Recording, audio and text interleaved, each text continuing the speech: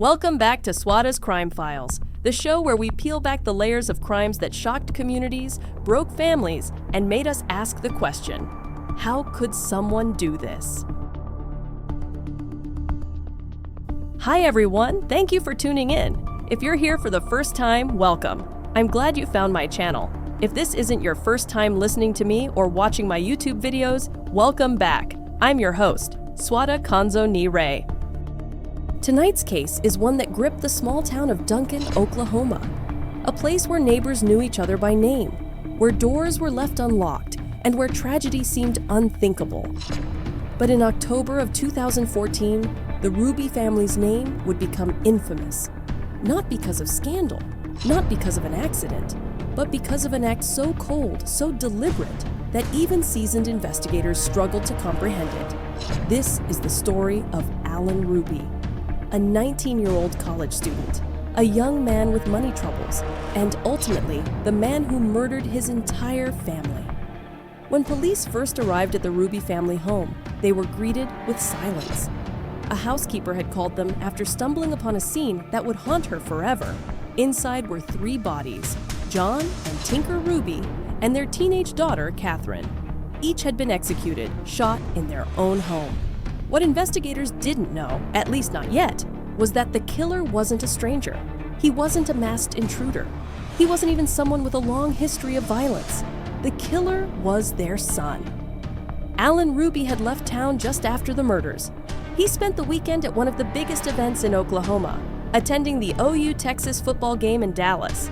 He partied, he mingled, he carried himself as though nothing at all had happened. But beneath that calm, beneath the calculated mask, was a young man trying to cover his tracks. A young man who had killed the very people who gave him life, all in the pursuit of something as shallow as money. What drives someone to commit the ultimate betrayal? To take not just one life, but 3, his entire family, without hesitation. To understand that, we need to look at who Alan Hruby was, his life, his choices, and the darker desires that eventually led him to murder. In this episode, we'll explore the life of the Hruby family, the mounting tensions inside their home, and the tragic weekend in October 2014 that ended in bloodshed. We'll also take you through the investigation that quickly zeroed in on Alan, his shocking confession, and the haunting aftermath that left a community reeling. This isn't just a story about murder. It's a story about entitlement, greed, and the devastating consequences of unchecked desires. So let's begin. Let's go back to the start. Before the murders, before the crime scene, before the courtroom. Let's step inside the world of the Hruby family. The Hruby family and Alan's early life. Before the murders, before the confession, the Hruby family looked like the picture of success. John and Tinker were well known in Duncan, Oklahoma. John was a businessman, hardworking, respected, and deeply invested in his community. Tinker, his wife, was warm, approachable, the kind of person who remembered everyone's name. Together, they raised 2 children, Katherine, their youngest, and their oldest, Alan. On the outside, the Hrubys lived what many would call the American dream. A comfortable home, financial stability, a family that seemed intact. But beneath that polished image, there were cracks forming, cracks that would widen with Alan's growing sense of entitlement. Alan stood out from his classmates. Some remembered him as charismatic, eager to be noticed. Others saw him as troubled, reckless, and obsessed with appearances. He craved attention and material wealth, designer clothes, luxury items, a lifestyle far beyond what most teenagers in Duncan could ever imagine. But Alan's desire for more came with a price. By the time he was a college student at the University of Oklahoma, his spending was out of control. His parents had given him plenty of support, but Alan wanted more, much more. He wasn't just reckless with money, he was manipulative with it. At one point, Alan secretly opened a credit card in his grandmother's name and charged nearly $5,000 to it. His parents were furious. But instead of facing prison time, Alan was placed in a delayed sentencing program, a sort of probation for young offenders. The expectation was that he'd turn his life around. But he didn't. Alan bragged online about his spending habits. On social media, he posted about shopping trips, expensive tastes, and the thrill of swiping a card without thinking about consequences. He had built his identity around image, and his parents knew it. Eventually, John and Tinker cut him off financially. For Alan, this wasn't just a setback, it was an insult. Without their support, his world of spending, shopping, and pretending to be someone important started to crumble. And that's when the resentment took root. It's important to note that Alan wasn't just careless with money. He had begun to show signs of cold calculation. Friends later recalled how he could be charming one moment, then dismissive and self-absorbed the next. He wanted to be someone big, someone admired, but he didn't want to put in the work. By the fall of 2014, Alan was in serious debt. He owed money to a loan shark, about $3,000, and in his mind, there was only one solution: inherit his parents' wealth. Alan wasn't thinking about repairing his relationship with his family. He wasn't considering the weight of what that inheritance would mean. Instead, he began to plot. The plan forming in Alan's mind was simple, chilling, and selfish. If his parents wouldn't support him, then he would remove them from the equation altogether. And that's how Alan Hruby, a 19-year-old with the world in front of him, began to walk the path toward murdering his family. Next, we'll step into October of 2014, the week when Alan put his plan into action. We'll go through the timeline of the murders, moment by moment, and the chilling way he carried them out. The murders, October 2014. October 9th, 2014, a Thursday afternoon in Duncan, Oklahoma. John Hruby reported his 9mm semi-automatic handgun missing on the afternoon that day, after noticing it gone from the center console of his truck as he was heading to work. Alan Hruby had made his decision. His parents had cut him off financially. His debts were mounting. And in his mind, the only way forward, the only way to get what he thought he deserved, was to kill the very people who loved him most. Alan slipped into his father's truck and stole the 9mm handgun. He knew the weapon well, and he knew exactly what he planned to do with it. The first to die was his mother, Tinker. Alan waited until she was alone in the house. He raised the gun, aimed, and fired. The sound of the shot echoed through the quiet home. Tinker collapsed, gone in an instant. Not long after, his younger sister Katherine returned. She was just 17, bright, full of life, with dreams of her own future. Alan shot her too before she even had a chance to understand what was happening. And then he waited. For nearly an hour, Alan stayed in the house with the bodies of his mother and sister, biding his time until his father came home. When John finally walked through the door, Alan pulled the trigger again. The final shot silenced the Hruby household. John's last word, according to Alan's later confession, was a single pained ouch. 3 members of the Hruby family were dead, and Alan was the only one left standing. But Alan wasn't finished. He knew suspicion would fall on him, so he tried to get ahead of it. He left his cell phone back at his college dorm in Norman, hoping it would serve as an alibi. He dumped the gun and even destroyed surveillance footage that might show his movements. And then he left town. The very next day, Alan drove south to Dallas for one of the biggest weekends in Oklahoma football, the OU-Texas rivalry game. Surrounded by fans, noise, and excitement, he acted like nothing had happened. He smiled, he partied, he blended in. Behind that mask, though, Alan knew what awaited him back home. 3 bodies lying undiscovered in Duncan.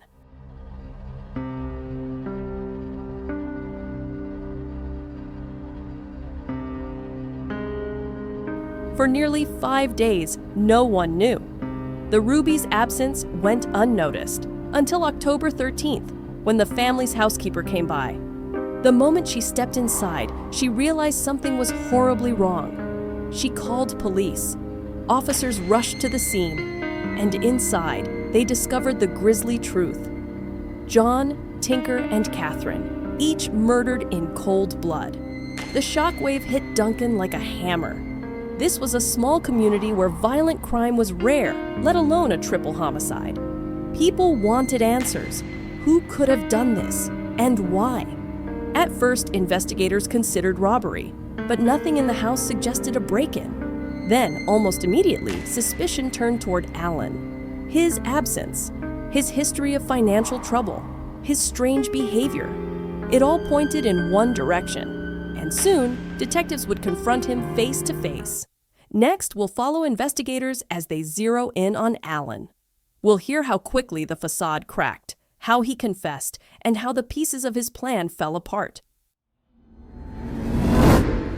The investigation and confession. When the bodies of John, Tinker, and Katherine Hruby were discovered, investigators knew one thing immediately. This was no random crime. There were no signs of forced entry, no valuables missing. The killings weren't messy, panicked, or opportunistic.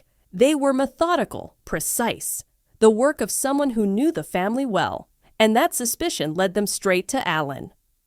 At just 19, Alan was already on law enforcement's radar. His credit card fraud case had embarrassed his family. His spending habits, his arrogance, his disregard for consequences. It all painted the picture of a troubled young man. And while Duncan was reeling from the murders, Alan wasn't mourning. He was hundreds of miles away in Dallas, celebrating a football weekend as if nothing at all had happened. Detectives brought him in for questioning soon after he returned. At first, Alan tried to maintain his story. He claimed he'd been in Norman, at his dorm, with his phone proving his location. But investigators weren't buying it. The timeline didn't add up. The story had too many gaps. And then came the slip. During questioning, Alan revealed details about the crime scene that had not been made public. Details only the killer could know. Bit by bit, the facade cracked. Finally, Alan confessed. He admitted to stealing his father's gun. He admitted to killing his mother first, then Katherine, then waiting for John to come home. He admitted to disposing of the weapon and the surveillance footage. What investigators heard was chilling, not just because of the crime itself, but because of the way Alan described it. Flat, detached, as if killing his entire family was just a step in a plan, rather than an unthinkable act of violence. Alan's motive was just as disturbing. He told detectives that his parents had cut him off financially, and that he owed money to a loan shark. He believed that by killing his family, he would inherit their wealth and solve his problems. It was entitlement taken to its most extreme end. Investigators were stunned. In their interviews afterward, some admitted they had rarely seen someone so young, so cold, so unapologetic about murder. For Alan, this wasn't about rage or a sudden explosion of violence. It was calculated, planned, almost businesslike. The Duncan community, meanwhile, was devastated. Vigils were held for John, Tinker, and Katherine. Neighbors grieved not only for the loss of 3 lives, but for the fact that the person responsible was their own son, their own brother. For them, it wasn't just murder. It was betrayal on the deepest level. Within days, prosecutors filed charges against Alan Hruby, 3 counts of first-degree murder. The evidence was overwhelming. His confession, the timeline, the financial motive, it all fit together with chilling precision. Now the question became not whether Alan would be convicted, but whether he would live or die for what he had done. Next, we'll head inside the courtroom. We'll look at the plea deal that spared Alan the death penalty, the life sentences he received, and the words spoken by those left behind. Trial, sentencing, and aftermath. By the spring of 2016, the case of Alan Hruby was ready for trial. On paper, the evidence was overwhelming. A full confession, financial motive, and a clear, deliberate timeline. For prosecutors, this was one of the most open and shut cases they had ever seen. But the looming question wasn't if Alan would be convicted. It was what his punishment would be. Under Oklahoma law, Alan was eligible for the death penalty. And for a time, that seemed to be the likely outcome. The murders were premeditated, carried out in cold blood, and the victims were his own family members. District Attorney Jason Hicks made it clear. He believed this crime justified the ultimate punishment, but not everyone agreed. Some members of the extended Hruby family opposed execution. For them, Alan was still blood, still a relative, and they did not want to endure years of appeals and court battles. Instead, they wanted finality. In March 2016, Alan stood in court and made his decision. He pleaded guilty to all 3 murders. As part of the plea deal, he accepted 3 consecutive life sentences without the possibility of parole. He waived his right to appeal. And he agreed to conditions barring him from media interviews or any contact with surviving family members unless they initiated it first. It was a deal that ensured Alan would spend the rest of his life behind bars. But it also meant there would be no trial, no jury, no public reliving of every gruesome detail. In the courtroom, Alan showed little emotion, no tears, no pleas for forgiveness, just a quiet, almost indifferent acceptance of his sentence. To many watching, it was chilling, another sign of just how detached he seemed from the horror of his actions. During the hearing, District Attorney Hicks addressed the court. He said he supported the plea, in large part out of respect for the family's wishes. But he also spoke directly about Alan's crimes, calling them cold-blooded and calculated. Hicks emphasized that Alan had taken the lives of 3 innocent people simply because he felt entitled to their money. Then came the voices of grief. Friends and extended relatives spoke about John, Tinker, and Katherine, their kindness, their laughter, the void their absence had left. They described Katherine as a bright young girl with her whole life ahead of her, Tinker as a loving mother and friend, and John as a man dedicated to his work and his community. What made it all the more heartbreaking was that their story ended not at the hands of a stranger, but their own son and brother. After the sentencing, Alan was transferred into the custody of the Oklahoma Department of Corrections. His life, once filled with shopping trips, football weekends, and reckless spending, was replaced by the walls of a prison cell. 3 life terms, no parole, no escape. For the community of Duncan, closure was complicated. On one hand, the case was resolved swiftly. No lengthy trial, no drawn-out appeals. But on the other hand, nothing could erase the reality. A family wiped out, a community scarred, and a son who chose greed over love. Alan Hruby's story didn't end with the gavel in that courtroom. It left behind lessons about entitlement, about unchecked behavior, and about the devastating consequences when a young man believes he's owed the world. Coming up, we'll step back from the case and reflect.